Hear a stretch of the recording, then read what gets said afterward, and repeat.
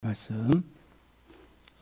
오늘은 사사기 강의 오늘 3강째 말씀이고요. 오늘 주제는 실패의 연속 유다 지파의 정벌에 대한 세 번째 말씀이고, 본문 말씀은 사사기 1장 오늘은 16절부터 26절까지 이 말씀 보고, 다음 주 한 번 더 보면 사사기 1장이 다 끝날 것 같습니다. 그래서 오늘은 사사기 1장 16절부터 26절까지 말씀입니다. 전화로 예배 드리시는 분들은 사사기 1장 16절로 26절 펴시고 함께 예배를 드리시면 됩니다. 자, 오늘 어떤 말씀이냐 보면은 유다 지파와 베냐민 지파의 전쟁에서의 승리 얘기와 에브라임 므낫세 지파가 배대를 치는 그런 말씀이 나옵니다. 자, 그러면 16절부터 모세의 장인 겐족 속의 기업에 대한 얘기입니다. 자, 어떤 말씀인가 사모님 봉독해 주시기 바랍니다. 모세의 장인은 겐 사람이라 그 자손이 유다 자손과 함께 종려나무 성읍에서 올라가서 아란 남방의 유다 황무지에 이르러 그 백성 중에 거하니라. 16절 본절은 모세의 장인이 속했던 겐 족속이 이스라엘 백성들과 함께 가나안 땅으로 들어왔음을 보여준다. 민수기 10장 29절과 30절에 따르면 모세가 그의 장인 이드로와 처남 호밥에게 이스라엘 백성들과 함께 약속의 땅 가나안으로 가자고 요청했으나 호밥은 처음에 이를 거절했었다. 그러나 본절을 통해서 볼 때 호밥은 후에 이 같은 청을 수락하고 이스라엘 백성과 함께 가나안 땅으로 들어온 것이 틀림없다. 모세의 장인은 겐 사람이라. 자, 그러면 이 겐 족속이 어떤 지역에서 살았던 족속인가? 그 지도 첫 번째 지도 한번 띄워보세요. 한번 봅시다. 겐 족속이 어느 지역에 살았는가 하면 좀 확대를 시켜보면, 여기 겐족이라고 너무 확대시키지 말고 줄여요. 더 줄여도 돼. 여기 겐족이라고 나오죠? 보이시나요? 여기가 요 해족속 바로 밑에 사해바다 그 밑에 보면 아멜렉이 있고 그 겐족이 있었단 말이에요. 요 족속들이 이제 아브라함 모세의 장인어른이 있었던 지역입니다. 말씀 계속 나가볼게요. 모세의 장인은 겐 사람이라. 모세의 장인 이드로와 그의 처남 호밥은 원래 가나안 원주민이 아니라 미디안 족속 중 하나인 겐 족속이다. 이 겐 사람에 대한 최초의 성서 기록은 창세기 15장 19절에 나타나며 발람의 신탁 속에 등장하는 가인 사람도 역시 겐족을 가리키는 말이다. 이들은 주로 홍해 부근, 즉 엘란만 동부 지역인 아카마만 일대에 거주했었는데 점차 모압 경계선인 북부, 팔레스틴 남부 산악지대까지 북상하였다. 아무튼 모세 이후부터 이들 겐 사람은 히브리인들과 밀접한 관계를 가졌고 다윗 시대에 이르기까지 여러 차례 언급되고 있다. 그리고 본절에서는 이 겐족이 유다 지파의 지경에 거함으로 이스라엘과 더욱 밀접한 관계를 맺게 되었음을 보여준다. 종려나무 성읍. 그러니까 여기 이제 겐족이 여기 지금 여기 겐족 여기 나와 있지만 본래는 요 아래쪽에 홍해 쪽에 있었다는 거예요. 그런데 나중에 이 겐족이 완전 정착을 할 때 이스라엘 요 해쪽 속 바로 밑에서 이제 정착을 하게 돼요. 그러면서 이 겐족이 모세의 장인이 이제 족속 아닙니까? 그런데 이 나중에 이렇게 이스라엘의 가나안 땅에 함께 거하게 됩니다. 종려나무 성읍, 일명 향기의 도시, 달의 도시로도 불리웠던 여리고를 가리킨다.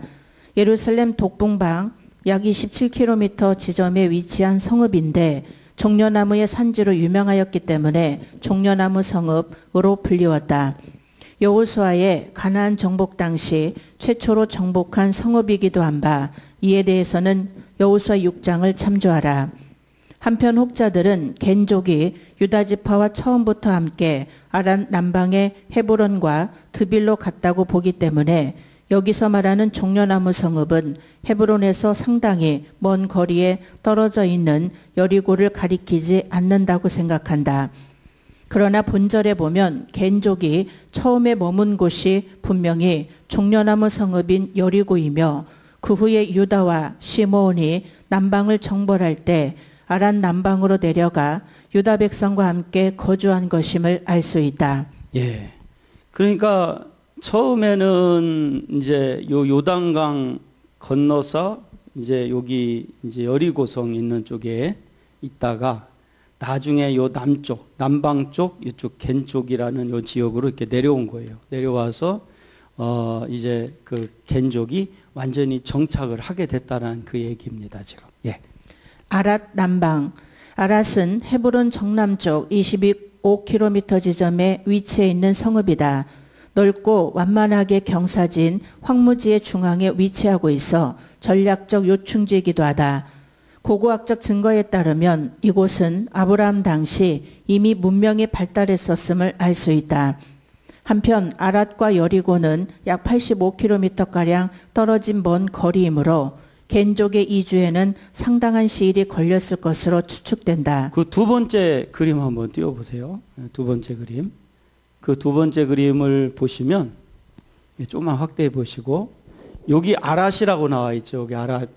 여기가 이제 여리고가 있는 지역이에요. 여기에 처음에 겐족이 있다가 그 다음에 이제 어디로 내려오냐면 아까 말했던 그 지금 이 겐족이 있었던 그 이제 앞부분에 한 번 더 뒤로 넘겨서 한 번 더 보여주세요. 예. 예, 아니 반대쪽. 예, 그렇지. 예, 여기 됐어요. 그러니까 여기 요단강 쪽에 아랏이라는 곳에 있다가 요 겐족이 있는 데까지 내려온 거예요. 근데 이 거리가 상당한 거리라는 거죠. 여기 보니까 약 85km 정도 된다고 그래요. 근데 우리가 85km면 차 타고는 별거 아닌데 여기 이스라엘이요. 이게 그 성지순례 가보시면 알겠지만 차 타고 85km면요. 우리나라 생각하는 85km 생각하면 안 돼요. 길이 안 좋아가지고 한참 걸려요. 그리고 이제 걸어서 저까지 내려가야 되기 때문에 더 멀지. 상당히 멀죠. 근데 이렇게 처음에는 요단강 쪽에 여리고 쪽에 있다가 이제 아락시라는 곳에 있다가 여기 겐족까지 이렇게 내려왔다는 거죠. 그래서 예, 이렇게 해서 이제 쭉 요 지역이 이제 이렇게 됩니다. 예. 그 백성 중에 거하니라. 혹자는 백성에 해당하는 원어 암이 아멜렉과 첫 두 자음이 일치하며 겐족 속이 아멜렉과 깊은 연관이 있는 족속이라는 사실을 들어 여기서 그 백성이란 아멜렉을 가리키는 것이라고 주장한다. 그러나 이미 앞에서 유다가 언급되었고 암이라는 단어에 정관사가 덧붙여 있으므로 그 백성이란 유다 지파를 가리키고 있음이 틀림없다. 역사적으로도 겐 족속이 다윗 시대까지 이스라엘 백성들과 관련하여 자주 언급되는 것으로 보아 처음 주장은 분명히 옳지 않다. 스밧의 점령 17절. 유다가 그 형제 시므온과 함께 가서 스밧에 거한 가나안 사람을 쳐서 그곳을 진멸하였으므로 그 성읍 이름을 호르마라 하니라. 유다 지파는 시므온과 함께 스밧을 쳐서 점령하고 그곳을 호르마라고 하였다. 자, 그 세 번째 그림 한번 띄워보세요. 예. 세 번째. 예. 예. 여기 보면은 호르맛이라고 돼 있죠. 여기 호르맛. 근데 여기가 뭐냐면 이게 바로 스밧이에요. 스밧. 이 스밧이라는 이름이 이제 그 호르마라는 그 이름으로 이제 불려지게 되는데, 그러니까 여기를 지금은 이제 점령하는 얘기가 나오는 거예요. 예. 여기를 한번 계속 보겠습니다. 17절. 스밧 이름을 호르마라 하니라. 스밧의 정확한 위치가 어디인진 분명치 않다. 그러나 오늘날의 텔 엘 미리거나 텔 에시세리아인 것으로 추정된다. 전자는 부에세바에서 약 10km 정도, 후자는 약 20km 정도 떨어진 곳에 위치한 성읍이다. 그 저기 띄워놓은 그 호르마라는 데는 정확하지는 않다는 거예요. 그냥 대략 지금 여기 지도에 보이는 저 정도 위치에 있을 거다 이렇게 추정을 하는 거예요. 그래서 이제 지금 그 요게 어떤 상황이냐면 유다 지파가 그 시몬 지파랑 함께 지금 이 호르마를 점령하는 얘기를 하는 거예요, 지금. 예. 한편 유다와 시몬 연합군은 스밧을 진멸한 뒤 호르마라고 칭하였는데 이는 완전히 파괴하다라는 뜻이다. 이것은 성읍의 파괴가 신들에게 언약의 맹세를 표하는 하나의 종교적 예식임을 암시하는 말로 당시 고대 근동에서 널리 행해지던 것이다. 예. 그런데 이제 여기 이 지역을 점령을 하는데 이 지역이 사실상은 유다 지파의 땅이에요. 본래 유다 지파가 분배받은 지역이에요. 근데 유다 지파가 분배받은 지역인데 제비뽑기에서 분배받았는데 그런데 여기 호르마라는 데를 치는 거죠. 그런데 여기를 치는데 완전히 전멸시켜버려요. 완전히 전멸시켜버려요. 모든 것을 다 전멸시켜버려요.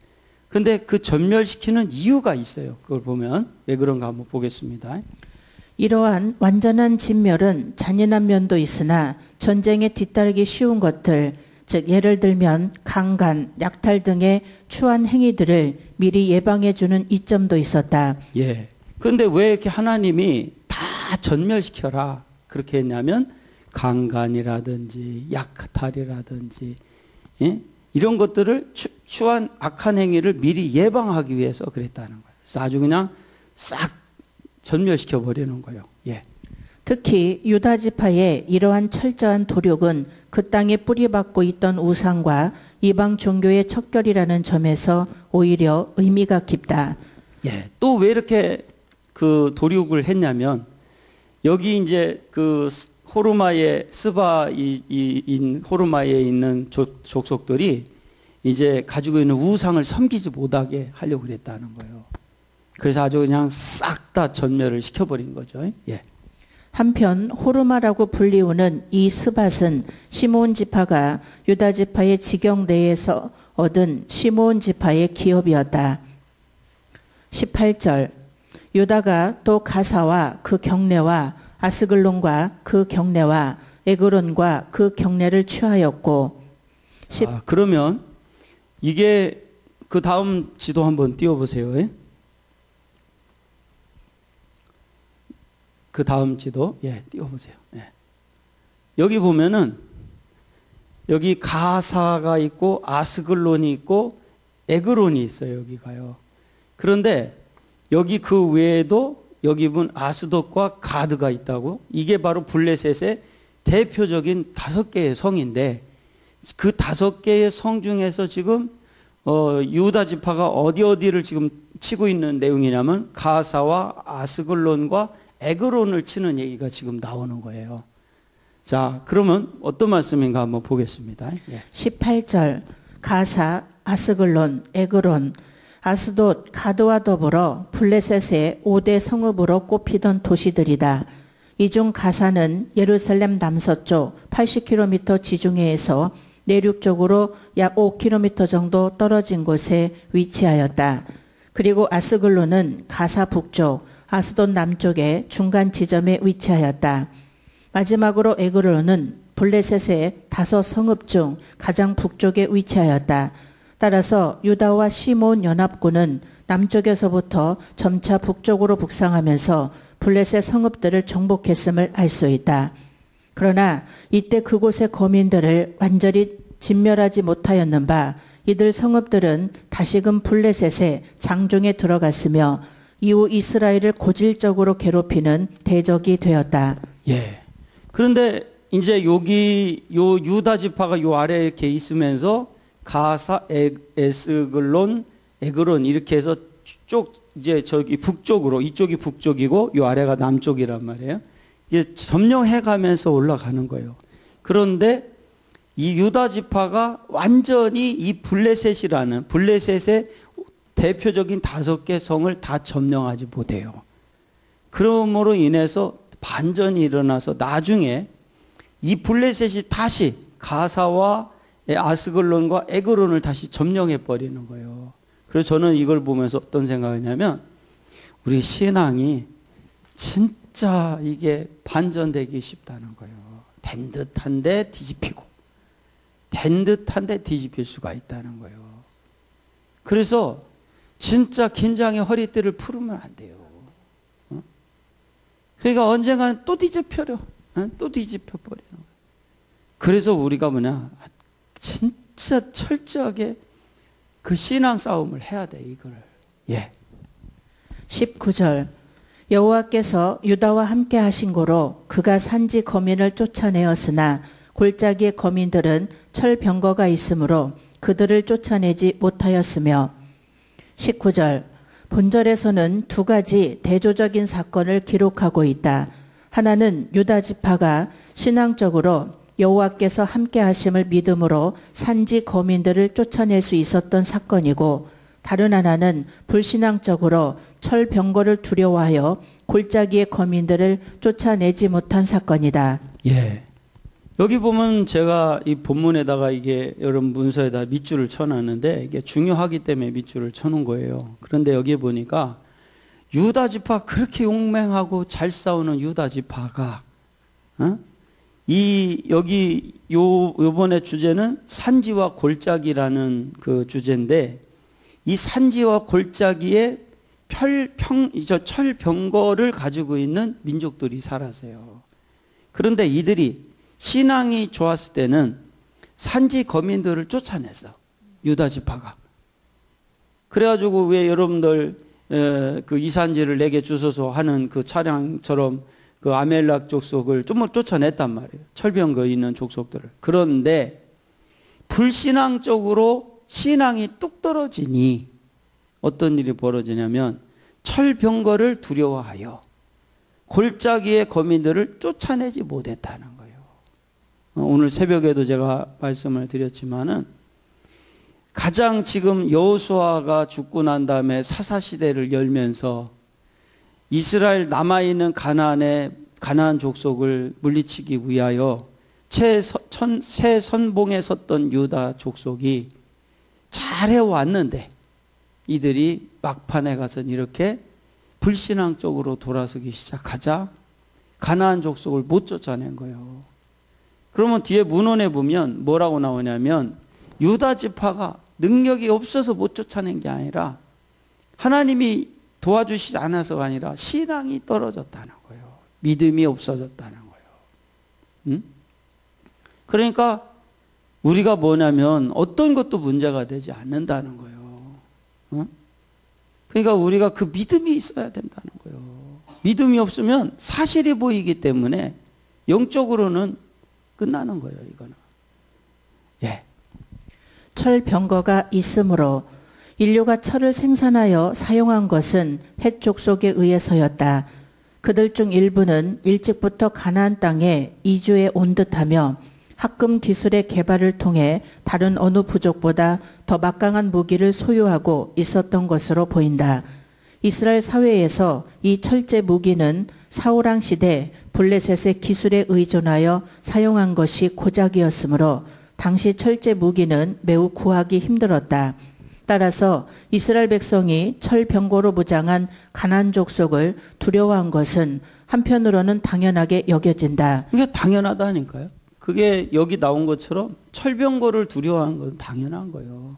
그러나 우리가 철병거를 두려워한 것이 당연한 것이기 때문에 당연한 것을 쫓는 사람은 가나안 정복을 할 수가 없어요. 근데 이들이 당연한 이 철병거의 두려움에 노출되어 있었지만 믿음이 있을 때는 점령을 했단 말이에요. 하나님이 도와주셨단 말이에요. 예. 그러나 하나님의 능력으로 산지 거민을 쫓아내었던 그들이 철병거를 두려워하여 골짜기 거민들을 쫓아내지 못하였다는 사실은 불신앙이라는 말로 설명되어질 수밖에 없는 것이다. 그러니까 이게 이들이 충분히 쫓아낼 수 있었다는 거예요. 그런데 그들이 그렇게 하지 두려워했다라는 것이 바로 불순종이었다는 거예요. 예. 이전에 여호수아는 가나안족들에게 철병거가 있다 하더라도 틀림없이 그들을 쫓아낼 수 있다고 요셉 지파에서 주지시켰던 적이 있었다. 그리고 실제로 사사시대의 드보라와 발락은 철병거 900승을 가진 야빈왕을 무찌르고 승리를 거둔 적도 있다. 따라서 유다 지파가 철병거를 가진 적에 대해 미리 겁을 집어먹고 하나님을 의지하지 않은 불신앙으로 인하여 정복 사업을 완수하지 못했음을 알 수 있다. 그러니까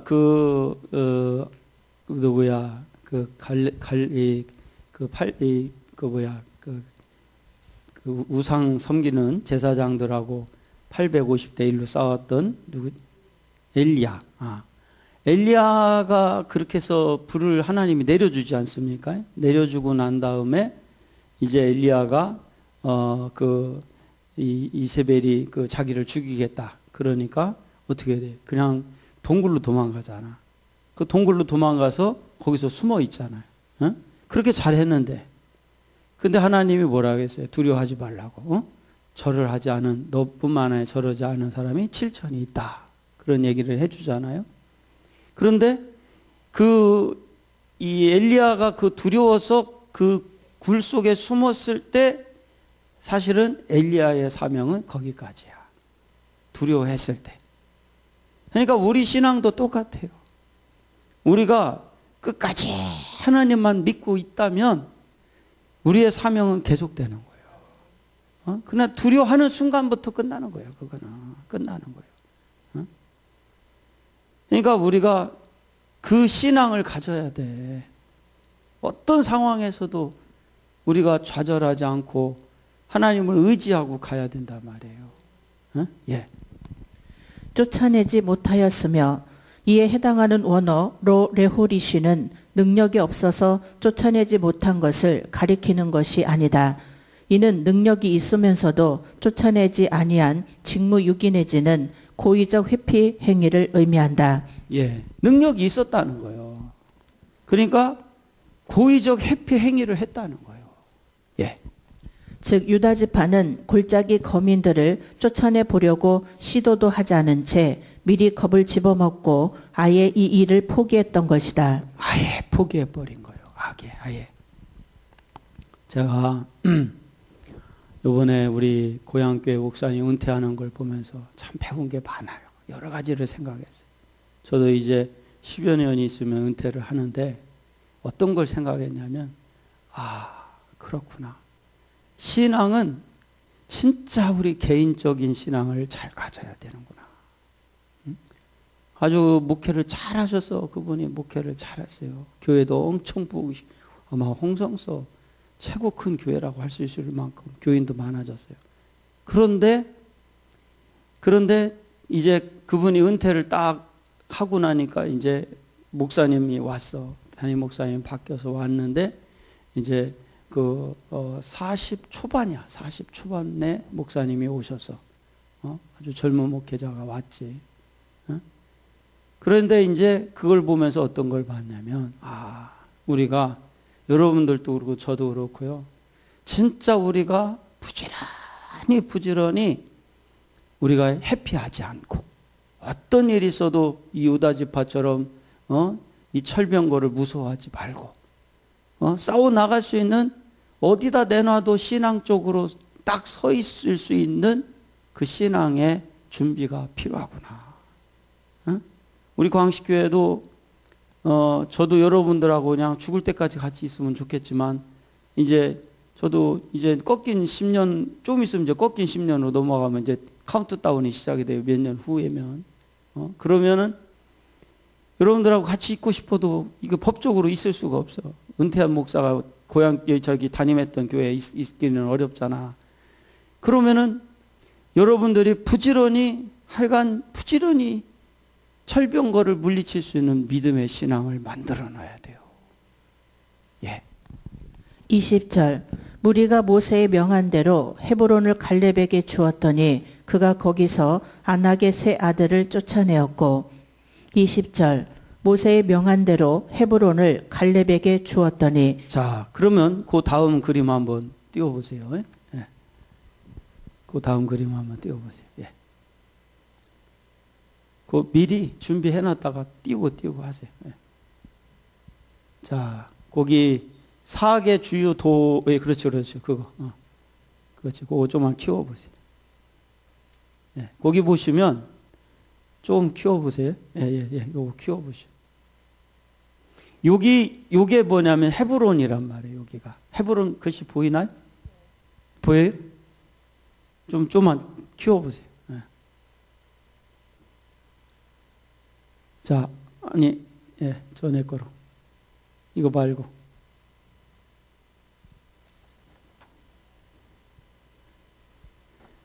자, 그냥 여러분들 저기 나눠드린 자료 한번 보세요. 예, 됐네. 그거 키워보세요. 예. 그냥 키워요. 마우스로 이렇게 하면 커지지. 그냥 할게요. 여기 헤브론이 여기에 있단 말이에요. 근데 이 헤브론이, 여기 헤브론이 보면은, 여기 이제 헤브론을 점령하는 얘기가 지금 나오는 거예요. 헤브론을. 자, 읽어보세요. 예. 일찍이 모세의 가나안 정탐꾼 파송 사건을 배경으로 하고 있는 구절이다. 즉 과거 가나안 땅을 탐지하고 돌아온 정탐꾼들은 모세에게 회의적인 보고를 하였었다. 그러나 여호수아와 갈렙만은 이스라엘이 능히 가나안 땅을 정복할 수 있다고 보고하였다. 그러자 모세는 갈렙에게 축복하기를 내 발로 밟는 땅은 영영이 너와 내 자손의 기업이 되리라 라고 하였다. 그 같은 약속에 근거해 갈렙은 여호수아 생존 당시 헤브론을 요구, 기업으로 받았던 것이다. 본절은 바로 그 사건을 다시금 이야기하고 있는 것이다. 예. 이제 이 헤브론이 지난번에도 얘기했지만, 그 갈렙이 이 땅을 얻게 된 이유가 뭐냐면, 이 여호수아하고 갈렙이 이 가나안 땅을 점탕하고 난 다음에 아주 긍정적인 보고를 했단 말이에요. 그때 모세가 축복을 주는 거예요. 갈렙에게. 네가 원하는 땅을 주겠다. 긍정적으로 다 얘기를 하니까 원하는 땅을 주겠다. 제가 요번에 우리 감리교 선교사님들이 모금 활동을 하더라고. 그래서 뭔 모금을 하냐면 암에 걸린 선교사님들, 응? 그 다음에 확진자들 해가지고 하는데 깜짝 놀랐어요. 지금 암에 걸려 있고 치료를 받고 있고 이런 사람이 한 10대 명이 넘어. 그리고 확진자들도 엄청 많아. 난 몇 명밖에 안 되는 줄 알았어. 그래가지고 그 모금 활동을 하는데 모금 활동을 하는데 그러면서 이 확진자들이 상당히 많아. 그리고 이제 이 암에 걸린 분들도 많고 뭐 별별 병에 다 걸려서. 그런데 그거를 이제 선교사님들이 마음을 합쳐서 이렇게 좀 하더라고. 근데 그걸 보면서 참 이게 열악하다. 근데 헌금이 모였는데 1,200만 원인가 얼마인가 모여서 선교사님들이 십시일반 5만 원, 10만 원, 20만 원, 뭐 어떤 사람은 50만 원, 뭐 어떤 데는 100만 원. 그렇게 해서 우리 감리교 선교사가 1,200여 명 정도 되나 뭐 아마 그럴 거예요. 그런데 그 사람들 중에 한 100여 명 안 되는 사람들이 모금에 참여를 했더라고. 근데 그걸 보면서 그랬어. 아니, 그러면서 그 헌금을, 이게 모금을 한 거를 나눠주는데, 뭐 어떤 상황은 100만 원, 50만 원, 150만 원, 뭐 이런 식으로 무슨 상황을 정해서 나눠주더라고. 그런데 한 선교사님 한 분이 하루 확진이 걸려서 병원비가 얼마냐면 하루에 나가는 병원비가 $1,000야. 하루가. $1,000면 여러분 우리나라 돈은 120만 원이요. 어? 그런데 그게 누구 코다 붙이냐고 그거 갖고 와줘서. 어? 그러니까 참 우리 선교사님들이 열악한 환경에서 지금 사실은 하고 있는 거야. 그 모금 활동 해봐야 그거 갖고 지금 모인 게 한 1,200만 원 모인 거 갖고 한 20명 되는 사람이 나누면 그 얼마나 나누겠냐고 그거를. 응? 저는 우리가 뭐냐면 이게 그 헤브론이라는 데가 이렇게 사실은 지금 말한 갈렙이 왜 헤브론을 얻게 되냐면 이 헤브론을 정탐했을 때 굉장히 긍정적으로 그걸 봤단 말이에요. 긍정적으로 보면서 그 가나안 땅에 대해서 이 보고를 했을 때 이 헤브론을 주겠다는 얘기를 한 것이 아니라 네가 원하는 땅을 주겠다고 했어요. 그런데 이 갈렙은 뭐를 원했냐면 이 헤브론을 달라고 했던 거예요. 근데 헤브론을 왜 달라고 했냐면 문헌에 보면 갈렙이 어느 땅을 지역을 이제 나눠서 정탐을 했는데 어느 지역을 정탐을 했냐? 헤브론이야. 헤브론 지역을 가서 보고 온 거야. 그러니까 그 길을 달라고 할 수가 있는 거예요. 그죠? 그러니까 우리가 하나님의 일을 한다는 것도 제가 볼 땐 그래요. 그 시야가 얼마나의 시야를 갖고 있느냐가 굉장히 중요해요. 그러니까 이런 그 시야가 우리에게도 열려지기를 바랍니다. 예. 아낙의 세 아들, 이미 10절에서 언급된 아낙 자손의 세 씨족인 셋의 아히만, 달메를 가리킨다. 한편 갈렙을 대장으로 한 유다 자손이 이들을 무찌른 기사는 여호수아 15장 13절과 14절에 상세히 나와 있다. 그러므로 보다 자세한 내용은 해당 부분의 주석을 참조하라. 예. 그러니까 우리가 얼마나 신앙은 순종하느냐, 그거에 달려 있는 거예요. 그 얼마나 우리가 그 영적인 시야를 갖게 되느냐에서 달려 있는 거죠. 자, 예. 21절. 자, 이제는 베냐민 지파와 여부수 족속에 대한 얘기가 나옵니다. 자, 어떤 말씀인가 보겠습니다. 베냐민 자손은 예루살렘에 거한 여부스 사람을 쫓아내지 못하였으므로 여부스 사람이 베냐민 자손과 함께 오늘날까지 예루살렘에 거하더라. 자, 그러면 그 다음 지도를 한번 보세요. 그 보면은 좀 확대를 해보시면 여기 보면 이제 뭐가 나오냐면 여부수 족속에 대한 얘기가 나와요. 이제 여부수 족속. 근데 여부수 족속이 나오는데 이게 이제 유다 지파 얘기는 끝나고 이제는 어느 지파가 그 정명을 하는 얘기가 나오냐면 베냐민 지파가 여부수 족속을 점령하는 얘기가 나오는데 이 여부수 족속이 어디에 살고 있는 족속이냐면 예루살렘에 살고 있는 족속이에요. 예루살렘. 그러니까 이 여부수 족속이 있는 요것이 예루살렘이란 말이에요. 자, 어떤 말씀인가 한번 보겠습니다. 예. 본절에는 베냐민 자손이 예루살렘 거민 여부스 사람을 쫓아내지 못하였다고 기록되어 있다. 그러나 여호수아 15장 63절에는 유다 자손이 그렇게 하지 못했다고 기록되어 있다. 따라서 이 두 기록은 서로 상치되는 것처럼 보일 수 있다. 하지만 실상은 그렇지가 않다. 왜냐하면 베냐민과 유다의 경계는 벤 히놈 골짜기와 예루살렘 남쪽 지역에서 서로 맞물려 있기 때문이다. 이 벤 흰놈 골짜기라는 건 뭐냐면 이렇게 예루살렘이 동그랗게 돼 있다면 여러분 흰놈의 골짜기 알죠? 그 쓰레기도 태우고 그다음에 이제 뭡니까? 우상을 섬겼던 그 지역. 그러니까 이게 예루살렘이 이렇게 돼 있다면 예루살렘이 이렇게 돼 있다면 여기 여러분들로 따지면 여기 왼쪽 편에 이렇게 정면으로 봤을 때 왼쪽 편에 이제 그 흰놈의 골짜기라고 있어요. 근데 거기가 베냐민 지파와 유다 지파의 경계였다는 거예요. 그러다 보니까 유다 지파도 여부수 족속을 점령을 못하고 베냐민 지파도 여부수 족속을 점령하지 못했다는 거예요. 그래서 이런 표현을 했다는 거예요. 예. 그러므로 여부스 사람을 예루살렘에서 쫓아내지 못한 책임은 이 두 지파 모두에게 있었던 것이다. 보다 자세한 내용은 여호수아 15장 63절 주석을 참조하라. 여부스 사람, 가나안 7족속 중 한 족속으로 예루살렘 산악지대에 거주하던 원주민들이다. 그래서 고대에는 예루살렘을 여부스라고도 불렀다.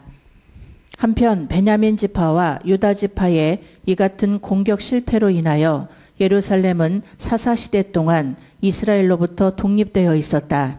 그러다가 다윗 시대에 와서 비로소 완전히 정복된다.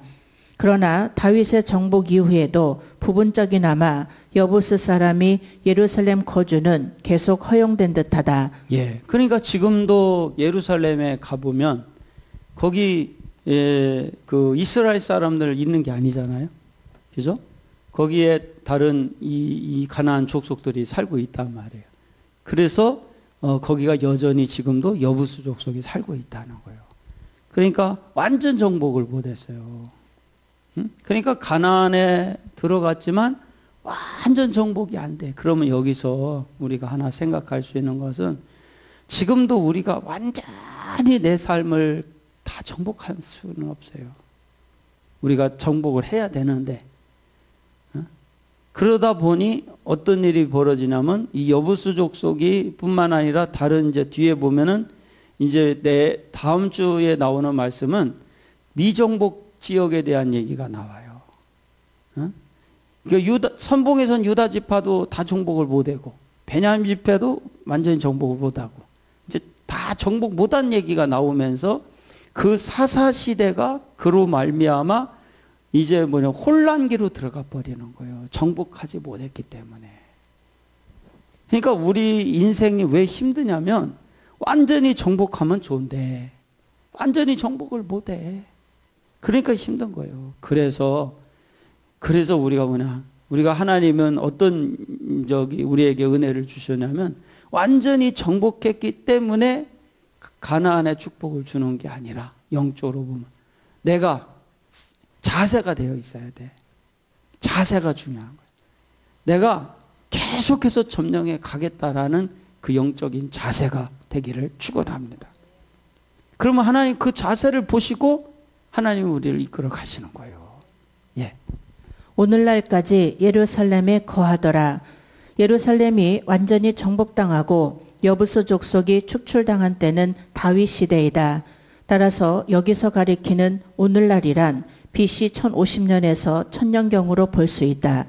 이러한 연대는 본서의 기록 연대를 추정하는 데 많은 도움을 주는 바 본서의 기록 연대 역시 이 시기인 것으로 추정할 수 있다. 22절에서 26절. 자, 이제 요셉 지파의 베델 루스 점령 이야기가 나옵니다. 요셉 지파. 이제 베냐민 지파 했다면 이번에 요셉 지파. 예.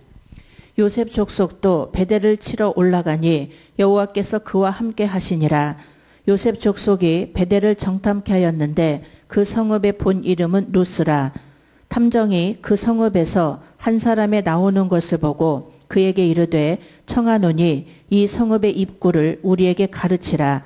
그리하면 너를 선대하리라 하매 그 사람이 성읍의 입구를 가르친지라. 이에 칼날로 그 성읍을 쳤으되 오직 그 사람과 그 가족을 놓아 보내매 그 사람이 햇사람의 땅에 가서 성읍을 건축하고 그 이름을 루스라 하였더니 오늘날까지 그곳의 이름이더라. 요셉 족속은 하나님이 함께 하심으로 베델 거민을 다 죽였다. 자, 그러면 다음 이제 지도를 한번 보여주세요. 네, 넘겨서. 자, 보면, 자, 여기 보세요. 이번에는 이 어디를 이제 치냐면, 이 베델을 치는 거예요, 베델. 근데 베델을 치는데, 이 어느 지파가 치는 거냐면, 요셉 지파가 치는 거예요. 요셉 지파라는 것은, 그, 에브라임과 므낫세 지파를 말하는 거예요.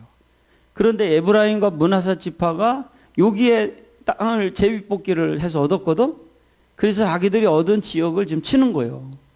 그런데 여기에 이 베델을 치는데 이 베델이라는 데가 루스라라는 이름도 갖고 있더라는 거예요. 예, 한번 보겠습니다. 22절. 본절은 베냐민 지파와는 달리 요셉 지파가 믿음으로 정복 사업에 나아갔음을 보여주고 있다. 요셉 족속. 여기서 요셉 족속이라 함은 에브라임과 므낫세 지파를 통틀어 칭하는 말이다. 그들은 유다와 시므온처럼 기업을 함께 할당받았기 때문에 연합하여 베델 정복에 나섰음이 틀림없다. 베델, 예루살렘에서 북쪽으로 19km 지점에 위치한 오늘날의 베이틴이다. 이곳에는 좋은 샘들이 많아 고대로부터 유목민들의 각광을 받았었다. 본래의 이름은 누스인데 야곱에 의해 하나님의 집이라는 뜻의 베델로 바뀌었다. 한편 이러한 베델은 본래 베냐민 지파에게 분배된 땅이었으나 요셉 족속의 남쪽 경계선과도 서로 맞물려 있었다.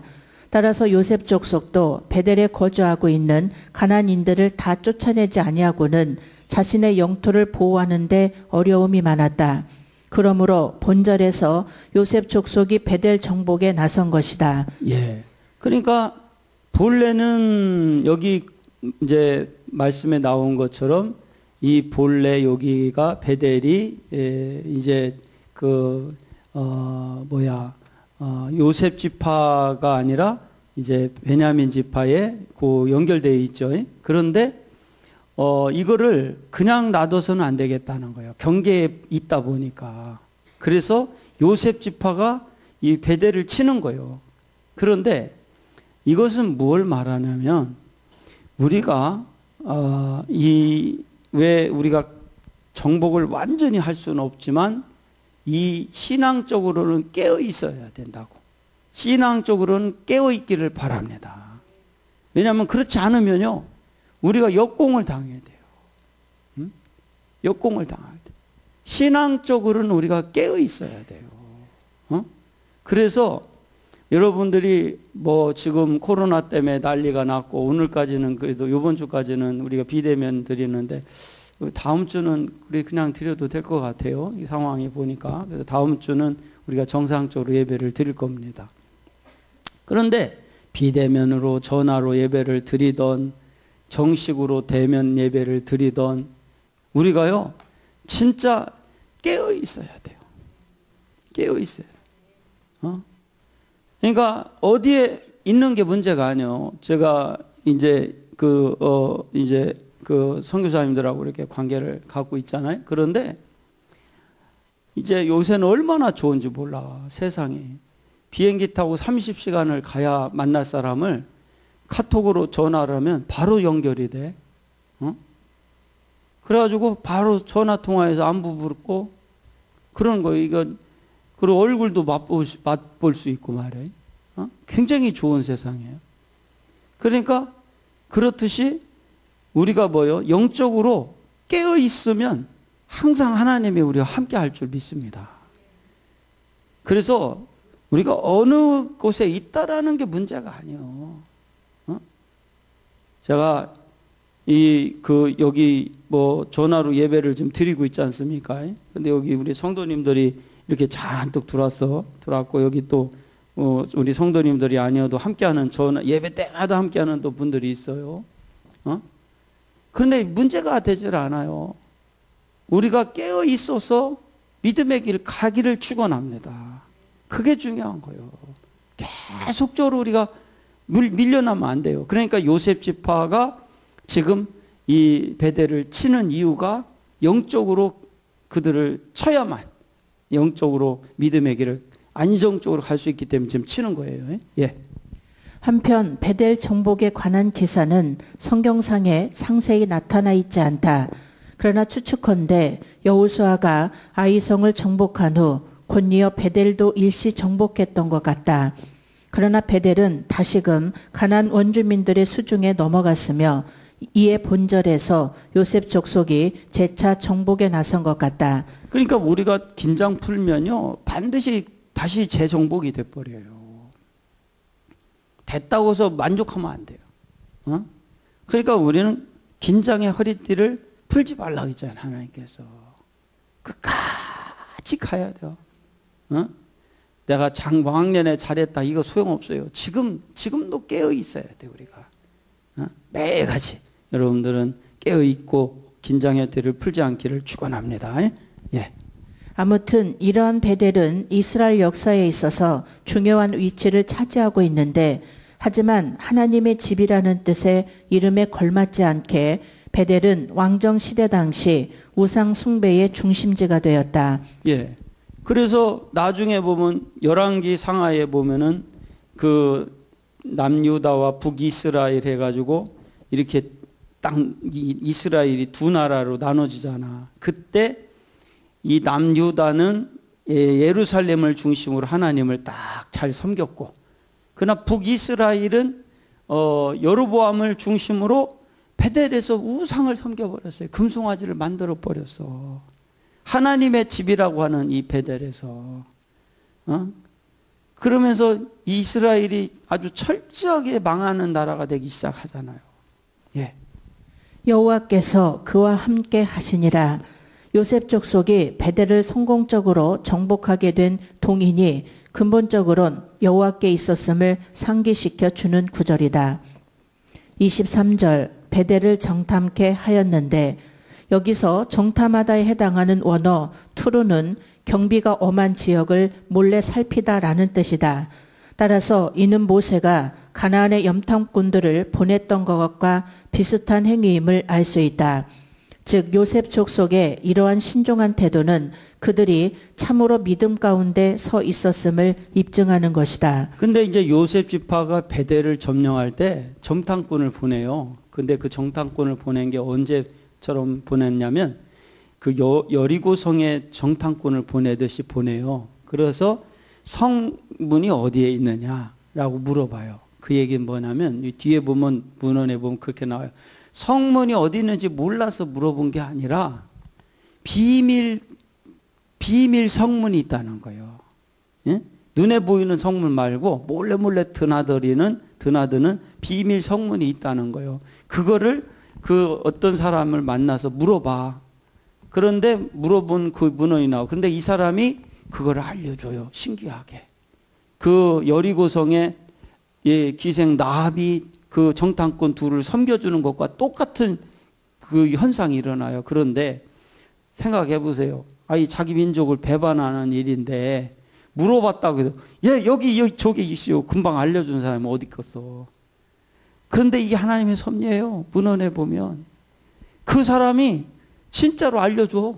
그 비밀 그 문을 알려줘. 그래서 거기로 들어가서 이 베델을 점령하게 돼요.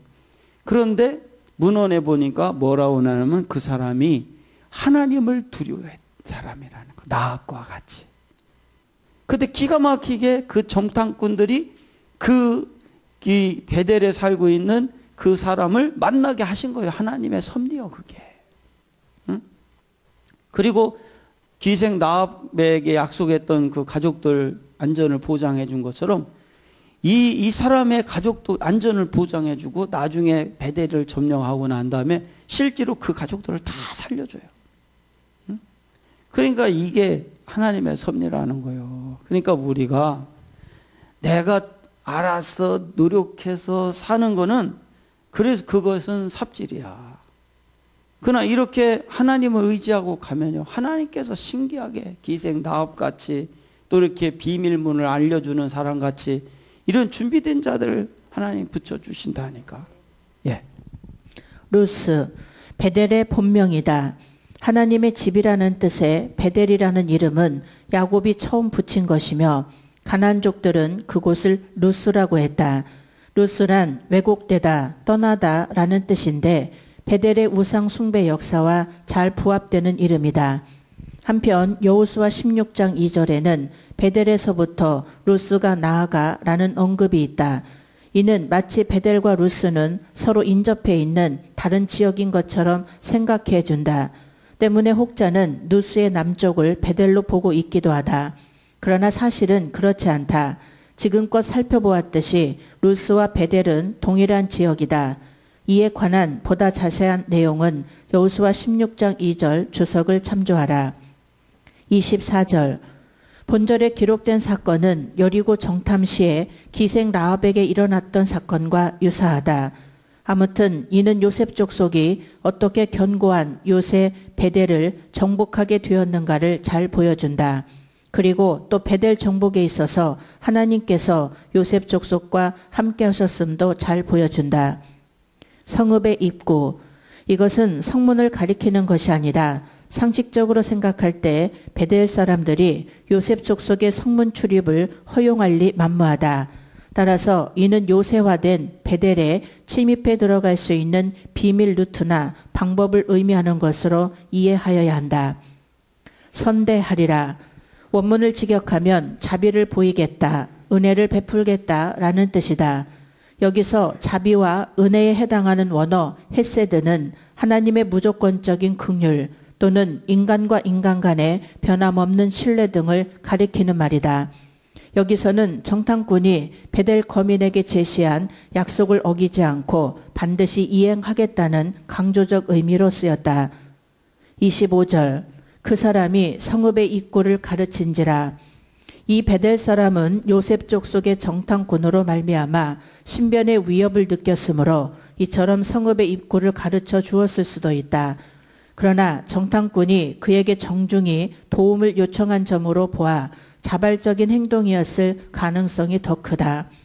즉 그는 여리고성의 라합처럼 이미 하나님께서 요셉 족속과 함께 하심을 감지했기 때문에 정탐꾼의 요청에 협조했을 것이다. 예. 그러니까 라합처럼 성의 그 비밀문을 알려준 이 사람도 하나님이 요셉 지파와 함께함을 봤다는 거예요. 그러니까 협조를 하는 거예요. 그러니까 우리도 똑같아요. 진짜 우리가 믿음의 길, 신앙의 길을 가면요. 가면서 우리도 라합같이 이 비밀문을 알려준 사람처럼 그런 하나님을 볼 줄 아는 눈이 있어야 돼. 그럼 하나님이 역사하시는 거예요. 예. 그 사람과 그 가족을 놓아 보내매 라합의 경우에서와 마찬가지로 이스라엘 백성은 신실하게 약속을 지켰다. 이와 같이 한 사람의 행동 여하에 따라 전 가족의 구원과 멸망이 좌우되었다는 점에서 우리는 대표 원리를 생각해 볼 수 있다. 즉 과거 한 사람 아담으로 말미암아 많은 사람이 죄인 된 것 같이 오늘날 한 사람 예수 그리스도로 말미암아 많은 사람이 구원을 받게 된 것이다.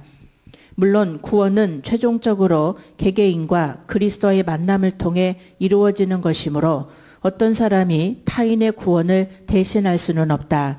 그러나 한 사람이 주변 사람들에게 심대한 영향을 끼쳐 구원으로 인도할 수는 있으므로 성도의 힘쓸 의무가 바로 여기에 있는 것이다. 예. 그러니까 저는 이 지금 가나안만 하나님이 점령한 것이 아니라 전 세계를 사실 점령하셨잖아요. 그러나 여전히 미전도 지역이 있단 말이에요. 그리고 또 여전히 우리 가정에도 우리 이웃에도 미전도가 있단 말이에요.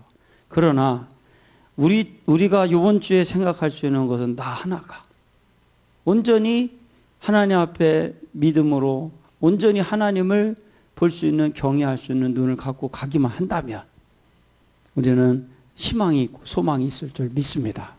예. 26절 햇사람의 땅. 해쪽 속은 인도 유로피안족이다. 이들은 BC 1800에서 1200년 사이에 소아시아와 시리아 지역의 거대한 왕국을 건설했었다. 고고학자들은 이스라엘의 족장 시대나 모세 율법 시대에 일어난 사건들과 해쪽 속의 법률이나 관습들, 특히 이들의 종주권 계약 사이에 많은 공통점이 있음을 발견했다. 한편 시리아 지역은 여호수아의 가나안 정복 당시 해쪽 속의 온 땅으로 불리워졌다. 따라서 본절에서 베델 거민이 이주하였다는 햇사람의 땅은 시리아의 어느 한 지역이었음이 분명하다.